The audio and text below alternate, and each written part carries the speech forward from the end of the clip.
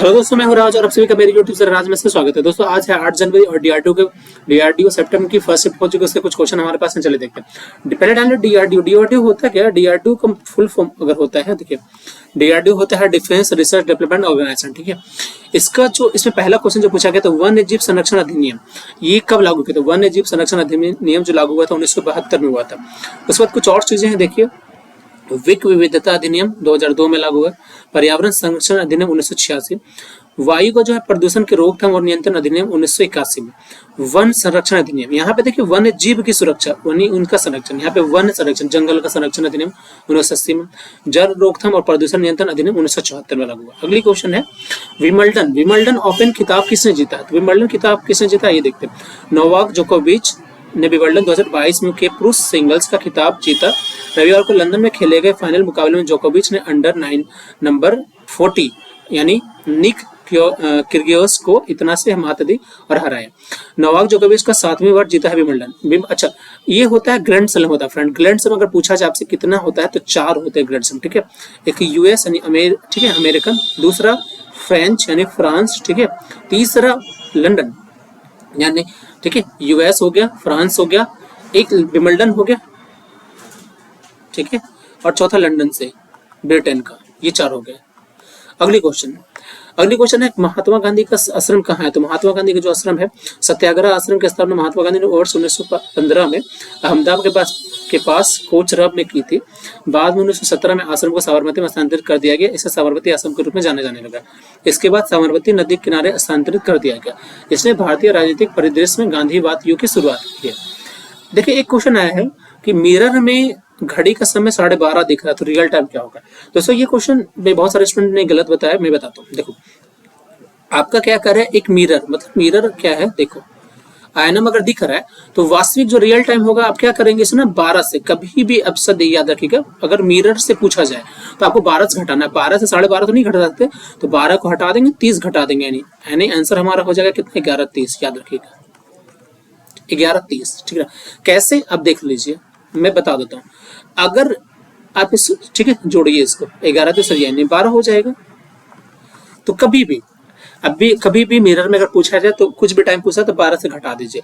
और अगर वाटर यानी ये हो गया मिरर इमेज, वाटर इमेज में पूछता है तो 17:30 से घटा देंगे, याद रखेंगे 17:30 से घटा देंगे तो आपका निकल जाएगा वाटर इमेज वाला क्वेश्चन। अगली क्वेश्चन है पराक्रम दिवस किसकी जन्म दिवस मनाया था? पराक्रम दिवस मनाया था नेताजी सुभाष चंद्र बोस के नाम पर, ठीक है।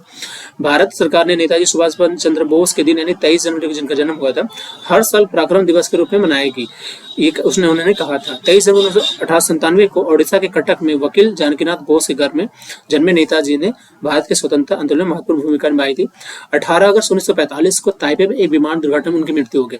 वैसे अगर देखा जाए तो अभी तक सुभाष चंद्र बोस जी की जो मृत्यु की स्पष्ट व्याख्या नहीं है कहीं पे। ये माना जाता है कि उस दिन उनको ताइपे में विमान दुर्घटना में मृत्यु हो गई, ठीक है। अच्छा, एक यहाँ पे क्वेश्चन आते हैं कि तुम मुझे खून दो मैं तुम्हें से आजादी दूंगा, ये किसका कथन है? इन्होंने ही कहा, सुभाष चंद्र बोस जी का। अगली क्वेश्चन है कि इन देशों की सेनाओं के बीच संयुक्त अभ्यास कौन हुआ? हैंड इन हैंड हुआ। कौन सा? हैंड इन हैंड हुआ। तो ये हुआ है भारत और चीन के बीच में। भारत और चीन, भारत की राजधानी क्या होगी फ्रेंड? नई दिल्ली। चीन का हो गया, चीन का बीजिंग, ठीक है ना।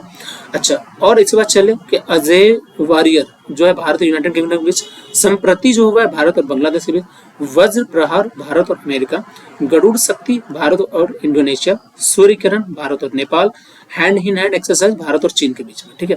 अगली क्वेश्चन, भारत कितने प्रतिशत जीडीपी का इंफ्रास्ट्रक्चर में लगाएगा? तो भारत लगाने वाला है कितना? 50%, ठीक है। 2021-22 की पहली छमाही के दौरान इस क्षेत्र में 10.8% की वृद्धि दर्ज की गई।